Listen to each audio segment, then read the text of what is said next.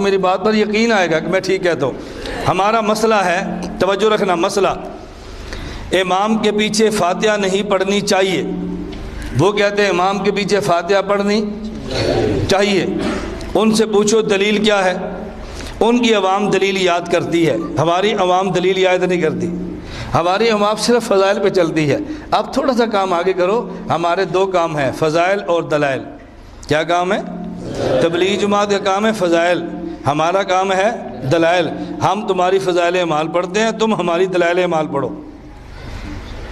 اور بات ٹھیک ہے غلط ہے؟ فضائل اعمال بھی ٹھیک ہے، دلائل اعمال بھی ٹھیک ہے.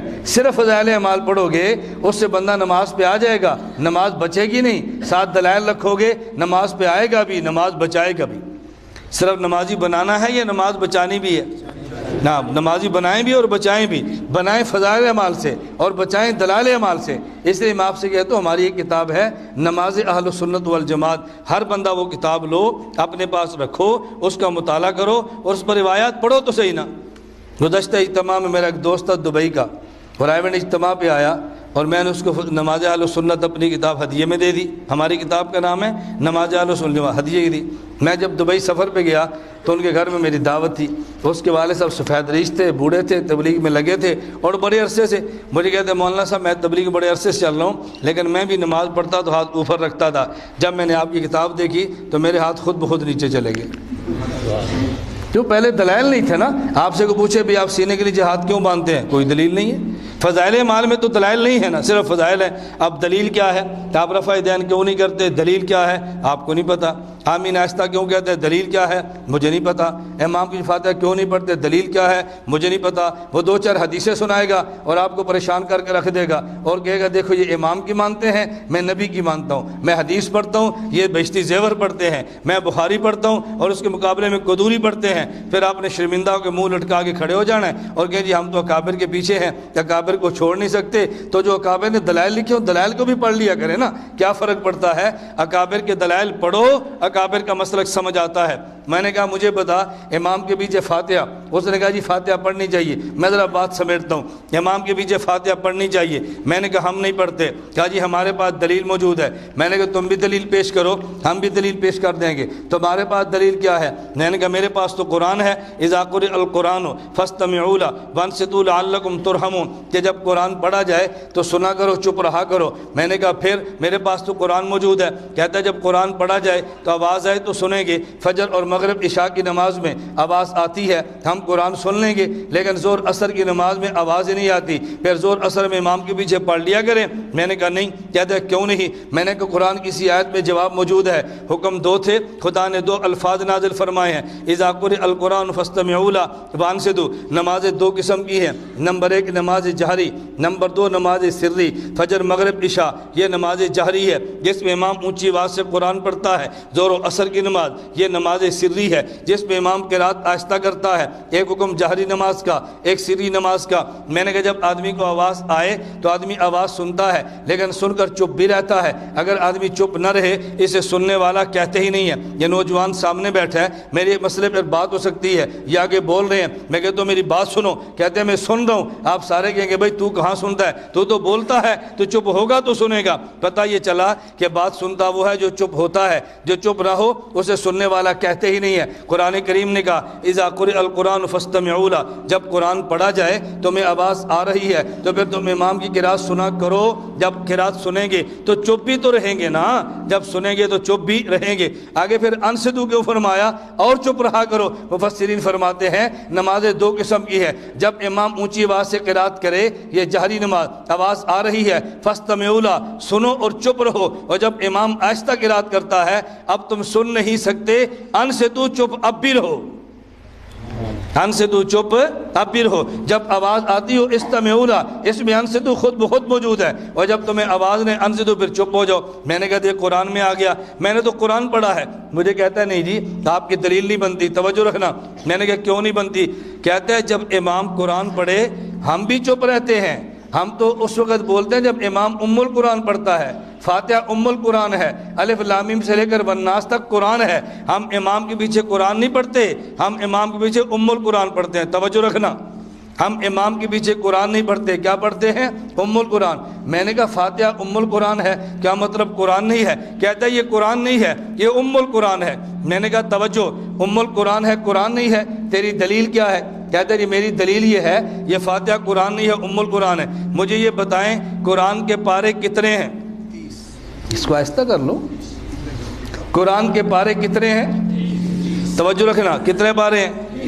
پہلا پارہ کہاں سے شروع ہے؟ الف لام میم۔ دوسرا پارہ سیقولو۔ تیسرا پارہ، یہ بڑوں کو نہیں سمجھ نہیں آ رہی، اب چھوٹے چھوٹے بچے بولیں گے، بڑے سمجھدار ہیں وہ قرآن کو حفظ کریں، یہ بچوں کا کام ہے، جن کو کوئی سمجھ نہیں ہے وہ قرآن حفظ کرے۔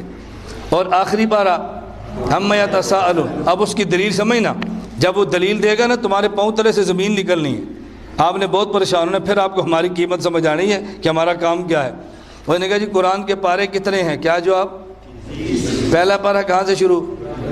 الف لام میم۔ دوسرا اور آخری عما یتساءلون۔ اس نے کہا فاتحہ اگر قرآن کا حصہ ہوتا تو یہ تو 30 پاروں سے باہر ہے، قرآن کے پارے 30 ہیں، پہلا الف لام میم سے، دوسرا سیقولو سے، چوتھا آخری عما یتساءلون سے، تو فاتحہ تو آئی نہیں ہے 30 پاروں میں۔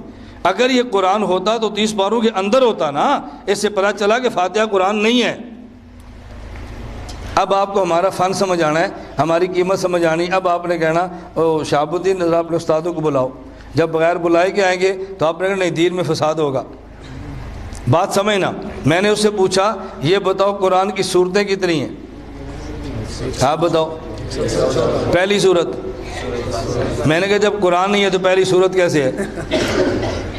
جب یہ قرآن نہیں ہے تو پہلی صورت۔ کہتا جی میرا سوال۔ میں نے کہا میرا سوال، تو میرے سوال کا جواب دے، میں تیرے کا جواب دے دوں گا۔ بات سمجھ آ رہی ہے نا؟ میرا سوال۔ میں نے کہا میرا سوال، آپ اپنا سوال کریں، اس سے سوال پوچھیں، پھر دیکھنا وہ دوڑتا کیسے ہے۔ عذاب یہ ہے کہ آپ نہ پڑھتے ہیں، نہ سنتے ہیں، نہ کورس کرتے ہیں، نہ اپنے دلائل سمجھتے ہیں، وہ اعتراض کرتا ہے، ہم پریشان ہوتے رہتے ہیں، اور جب آپ اعتراضات کریں گے تو پھر پریشانیوں کے دروازے بند ہو جائیں گے۔ میں نے کہا میرا سوال۔ کہتے ہیں مجھے نہیں پتا میرا سوال۔ میں نے کہا تیرے سوال کا جواب میں دے دوں گا، میرے سوال کا جواب تیرے پاس نہیں ہے۔ ایک ہے قرآن کا متن، ایک ہے قرآن کی شرح، ایک ہے اجمال، ایک ہے تفصیل، ایک ہے خلاصہ، ایک ہے وضاحت۔ قرآن کی 114 صورتیں ہیں، الحمد سے لے کے والضالین یہ قرآن کا خلاصہ ہے، الف لام میم سے لے کر والناس تک یہ پورے قرآن کی تفصیل ہے۔ الف لام میم کو الحمد کو الگ کیوں لکھا ہے، باقی 113 الگ کیوں لکھی ہے؟ جب بھی آپ نماز پڑھیں گے الحمد الف لام میم، الحمد سیقولو، الحمد تلک رسلو، یہ تو پورے قرآن کا خلاصہ ہے، اس لیے ہر صورت کے ساتھ چلنا ہے، اس لیے اس کو الگ رکھا ہے، 113 کو الگ رکھا ہے، یہ 113 کا خلاصہ ہے اس لیے الگ کیا ہے تو قرآن کا حصہ ہے، تو قرآن کا حصہ۔ اب جو میرا سوال ہے اس کا جواب تو دے، اس کا جواب نہیں بننا۔ میں بتا رہا تھا اور کو تیرے پاس دلیل۔ میں نے کہا اچھا مجھے یہ بتاؤ قرآن الگ ہے، ام القرآن الگ ہے، مجھے بتاؤ حضرت آدم انسان ہے یا ابو الانسان ہے؟ جی بتاؤ انسان ہے یا ابو الانسان ہے؟ کہتا جی پہلے انسان ہے تبھی تو ابو الانسان بنے گے۔ میں نے کہا امی حوا انسان ہے یا ام الانسان ہے؟ کہتا جی پہلے انسان ہوگی تبھی ام الانسان ہوگی۔ تو میں نے کہا فاتحہ پہلے قرآن ہوگا پھر ام القرآن ہوگا۔ آدم پہلے انسان پھر ابو الانسان، امی حوا پہلے انسان پھر ام الانسان، تو فاتحہ پہلے قرآن پھر ام القرآن۔ میں نے کہا میں نے تو قرآن پیش کیا ہے، تو قرآن سے کوئی آیت پڑھ دے، امام کے پیچھے فاتحہ نہیں پڑھنی چاہیے۔ تیرے پاس کوئی قرآن کی آیت موجود نہیں ہے، دیوبند والوں کے پاس قرآن بھی ہے، دیوبند والوں کے پاس حدیث بھی ہے۔ جابر بن عبداللہ فرماتے ہیں من کان لہ امام فقراۃ الامام لہ قراءۃ، جس آدمی کا امام موجود ہو، جس آدمی کا امام موجود ہو اس آدمی کو امام کے پیچھے فاتحہ کی ضرورت نہیں ہے، امام کا قرآن اسی کا قرآن ہے۔ میں نے کہا میں نے تو دلیل دی ہے، تو پیش کر۔ کہتا ہے جی میری دلیل بخاری میں ہے، لا صلاۃ لمن لم یقرأ بفاتحۃ الکتاب، جو بندہ فاتحہ نہیں پڑھتا اس بندے کی نماز نہیں ہوتی۔ میں نے کہا پھر؟ کہتا ہے جو بھی نہ پڑھے، خواہ وہ امام ہو، خواہ مقتدی، خواہ اکیلا۔ میں نے کہا جو یہ تو نے ترجمہ کیا، خواہ امام، خواہ مقتدی، خواہ اکیلا، یہ خواہ اللہ کے نبی نے تو نہیں کیا، یہ تو نے کیا ہے۔ مجھے بتا یہ حدیث اللہ کے نبی سے کس نے لی ہے؟ کہا جی صحابی نے۔ تو میں نے کہا معنی کون کرے گا؟ کہتے ہمیں عربی نہیں آتی۔ میں نے کہا صحابی کو عربی نہیں آتی رضی اللہ عنہ۔ جو صحابی مان لفظ دیتا ہے وہ صحابی معنی بھی دیتا ہے۔ یہی روایت موجود ہے، جامع ترمذی میں ہے، جابر بن عبداللہ نبی کے صحابی ہیں، اس کا معنی کرتے ہیں لا صلاۃ لمن لم یقرأ بفاتحۃ الکتاب ان ھذا اذا کان وحدہ۔ یہ پیغمبر کی حدیث اکیلے آدمی کے لیے ہے کہ جب اکیلا ہو تو فاتحہ پڑھنی چاہیے، اور جب امام کے پیچھے ہو تو پھر فاتحہ نہیں پڑھنی چاہیے۔ حدیث پیغمبر کی صحابی سے لے کے معنی صحابی سے لو، امام کے پیچھے فاتحہ نہیں ہے، معنی وہابی سے لو، امام کے پیچھے فاتحہ موجود ہے۔ اختلاف کیا ہے؟ ہم کہتے ہیں لفظ صحابی دے تو معنی صحابی دے، وہ کہتا ہے لفظ صحابی دے تو معنی وہابی دے۔